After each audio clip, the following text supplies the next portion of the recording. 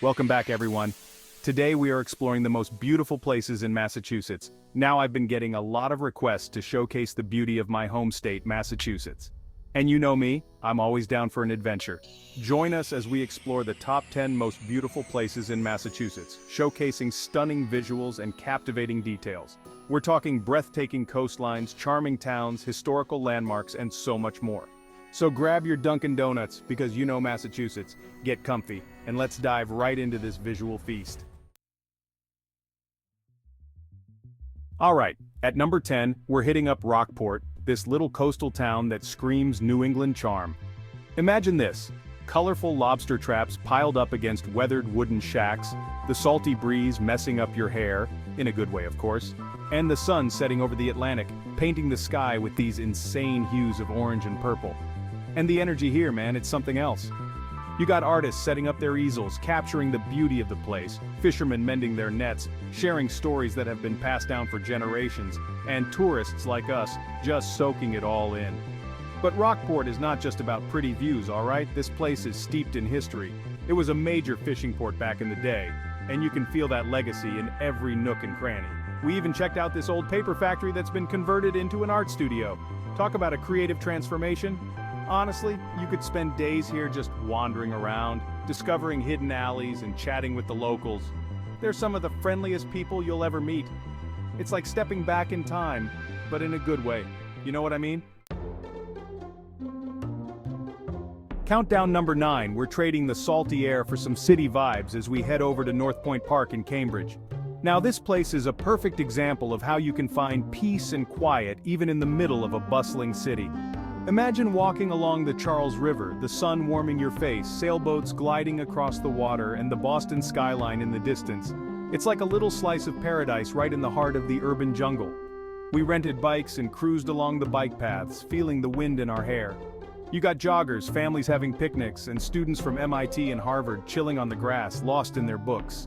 It's a real melting pot of activity, but in a chill, laid-back kind of way. We even stumbled upon this outdoor yoga class, and let me tell you, I've never felt so zen in my life. North Point Park is proof that you don't need to escape the city to find some inner peace. Sometimes you just gotta know where to look. Up next at number 8, get ready to be amazed because we're heading to the Boston Public Garden, which is like stepping into a postcard, no matter what time of year it is. Seriously, this place is pure magic. In the spring, the garden explodes with color. You got tulips, daffodils, and cherry blossoms everywhere you look. It's like walking through a real-life Monet painting. And the smell? Oh my god, the smell is phenomenal. Then summer hits and the garden transforms into this lush green paradise. People are lounging by the lagoon, watching the famous swan boats go by. It's the perfect spot to just chill, read a book, and escape the city heat. Come fall, the leaves change color, and the whole garden turns into this fiery masterpiece of reds, oranges, and yellows. Walking along the paths, you can hear the leaves crunching under your feet. It's like something out of a dream. And even in winter, when the snow falls and blankets everything in white, the Boston Public Garden has this magical, almost ethereal beauty to it. It's truly a sight to behold, no matter what season you visit. Next up at number 7, we're escaping the city and heading to Cape Cod, a place that feels like a world away, even though it's just a hop, skip, and a jump from Boston. Now, when you think of Cape Cod, you probably think of beaches, right? And for good reason.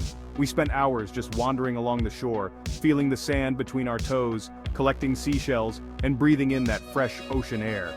The beaches here stretch on forever, and the dunes are like these giant sand sculptures carved by the wind. But Cape Cod is more than just beaches. We hopped on a bike and explored the Cape Cod Rail Trail, this 25-mile paved path that winds its way through forests, marshes, and charming little towns. It was the perfect way to experience the natural beauty of the Cape. And you can't go to Cape Cod without checking out the cranberry bogs. We visited this cranberry farm and learned all about how these little berries are grown and harvested. And of course, we had to try some cranberry juice. It's a Cape Cod staple. Countdown number 6, we're about to step back in time as we head over to Palmer Island Light Station, this historic lighthouse perched on a tiny island off the coast of New Bedford. Getting there is an adventure in itself. We hopped on a ferry, the wind whipping through our hair as we cruised across the waves. As we approached the island, The lighthouse just seemed to rise out of the ocean, this solitary sentinel that's been guiding ships for centuries. Stepping onto the island felt like stepping back in time. The lighthouse itself is this towering structure painted bright white with a beacon that still shines to this day. We climbed to the top, the wind howling in our ears, and looked out over the vast expanse of the Atlantic Ocean. You could feel the history in the air, imagining all the ships that had passed by this very spot, guided by the light from the tower. We spent hours exploring the island, discovering hidden coves, watching seabirds soar overhead, and just soaking up the incredible views. It's a place where you can feel truly isolated from the world, lost in the beauty of nature and history. Up next at number 5, hold on tight guys, because we're about to enter a world of knights, secret passageways, and medieval splendor as we head to Hammond Castle in Gloucester. Now this place is straight out of a fairy tale. Imagine a castle perched on a cliff overlooking the Atlantic Ocean with towers, turrets, and even a drawbridge. John Hayes Hammond Jr., this eccentric inventor, built it in the early 20th century, and it's like stepping back in time. We wandered through the castle's grand halls, marveling at the suits of armor, antique furniture, and intricate tapestries.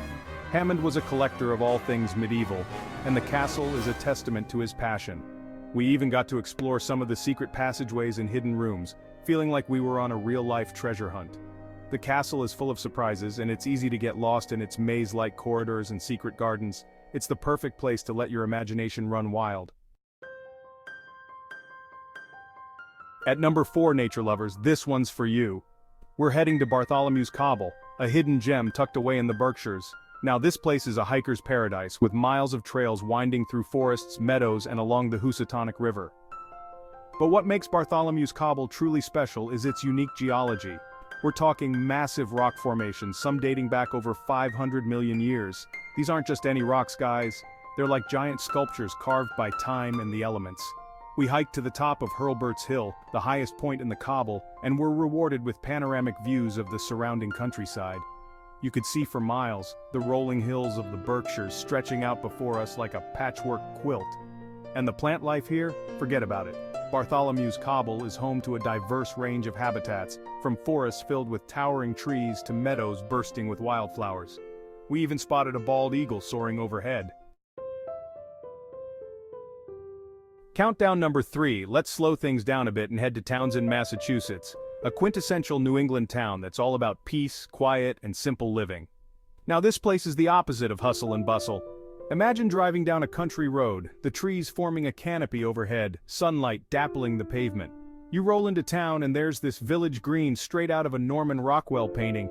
We're talking a white steepled church, a general store where everyone seems to know each other's name, and these charming houses with wraparound porches just begging for a lazy afternoon of lemonade and conversation.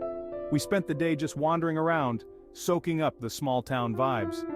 We checked out the local farmers market, stocked up on fresh produce, and chatted with the vendors. It was like stepping back in time, in the best possible way. Countdown number 2, get ready for some vibrant energy guys, because we're heading to Provincetown, or P-Town as the locals call it, the eccentric heart of Cape Cod. Now this place is a feast for the senses. Imagine colorful houses lining narrow streets, galleries showcasing everything from traditional landscapes to avant-garde sculptures, and the air filled with the sounds of live music. P-Town is a haven for artists, writers, and free spirits. We spent the day exploring the town's many galleries, marveling at the creativity on display. From paintings and sculptures to jewelry and pottery, there's something for everyone in P-Town. And the food scene? Don't even get me started. We indulged in fresh seafood, gourmet sandwiches, and the best lobster rolls we've ever had. P-Town is a foodie's paradise. As the sun began to set, we headed to the beach to watch the sky explode with color. It was the perfect end to a perfect day in one of the most unique and vibrant towns in Massachusetts. Finally, our number 1 history buffs, this one's for you. We're wrapping up our Massachusetts adventure in the heart of Boston at the Old State House, a building that's seen it all. Now this place isn't just any old building, it's a time capsule, a living reminder of the events that shaped America. We're talking about the Boston Massacre, which took place right outside its doors, the Declaration of Independence being read from its balcony, and the birth of a nation. Standing in the same rooms where these pivotal events unfolded is a truly humbling experience. We wandered through the building's chambers and corridors, imagining the founding fathers debating the future of a nation. The old State House is now a museum, filled with artifacts and exhibits that bring history to life. From Paul Revere's silver to original copies of historic documents, each piece tells a story, reminding us of the sacrifices made for the freedoms we enjoy today. Visiting the old State House is a powerful reminder of the past and an inspiration for the future. And that's a wrap on our Massachusetts adventure. We've covered some serious ground, from the rocky shores of Rockport to the bustling streets of Boston. This state has something for everyone, whether you're a history buff, a nature lover, or just looking for a little adventure. Thank you for joining us on this visual journey across Massachusetts. Don't forget to leave a comment below telling us which spot was your favorite, or if we missed any hidden gems. We love hearing from you guys. And as always, make sure to like, share this video with your friends, and subscribe to my channel for more travel adventures. Until next time, happy travels.